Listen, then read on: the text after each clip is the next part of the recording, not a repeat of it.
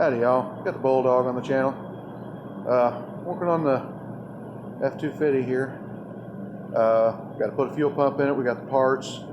The Ranger is on hold until we get the flywheel back. When I pulled it out last night, had some pretty decent hot spots in it, so I pulled it off, and probably needs a rear main seal too. It's not leaking out, but it's wet, like it's been seeping. Now's the time. We already got the transmission out, so that stuff's on order.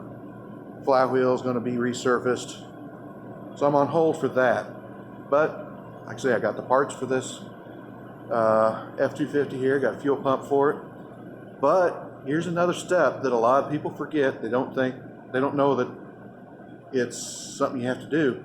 This freaking truck is clear full on fuel, just all the way. So I gotta get rid of that fuel. I can't drop that fuel tank down clear full like that. It's not easy to do when it's half full. So the relay is not something you can bypass because it is soldered into the fuse box.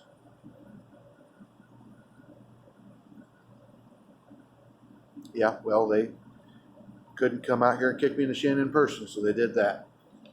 I got the computer hooked up, and it does have a fuel pressure test on it. I got it clicked on up here, and disconnected the fuel line. There's no fuel tap on it because it's got a electric sensor, but I got the fuel line disconnected, and I just got a hose running out here, and we're pumping fuel into the homemade fuel caddy. I got an old fuel pump in the inside of it that pulled out of a vehicle, just an old submersible pump. They have an internal regulator in them that can go bad. This pump pumps volume just fine, but no pressure. So as long as there's no obstruction, it pumps just fine. Well, I just saved that pump and dropped it in this tank here.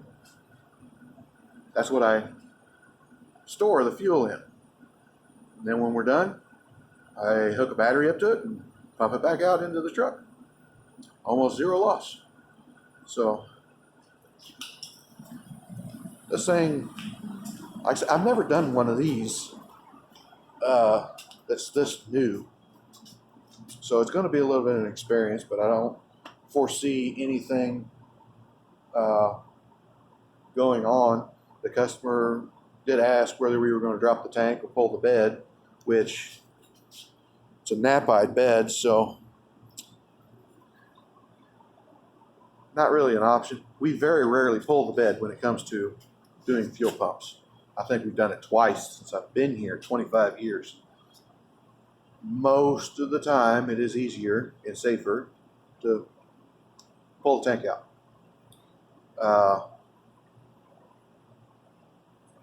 See here, three times. One time we did it because we already had the bed off because we back half the frame on that truck.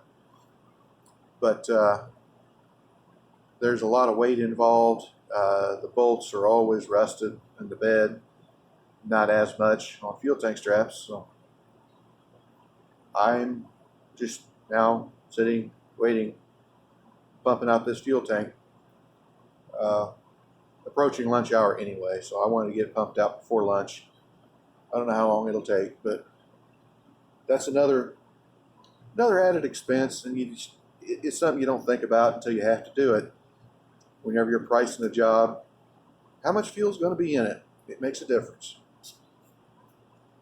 This truck here, I'll bet it's a 28 or 30 gallon tank, but fortunately I've got a 30-gallon drum here, so if it doesn't hold it all, it'll get enough out of it that at least that tank won't be so unwieldy. When you try to drop them things down, even when they're half full or whatever, the fuel shifts one side and the other, and it sloshes, so you're trying to grab it over here and the tank's going over here. Not fun. I've had to do it before, but the fuel pump pumps volume just fine. It doesn't have pressure. It cannot deadhead the pressure. So we'll pump this all out. I'll get the tank dropped, get it all taken care of. Like, comment, subscribe, hit your little bell notification, share it all around. Talk to you later.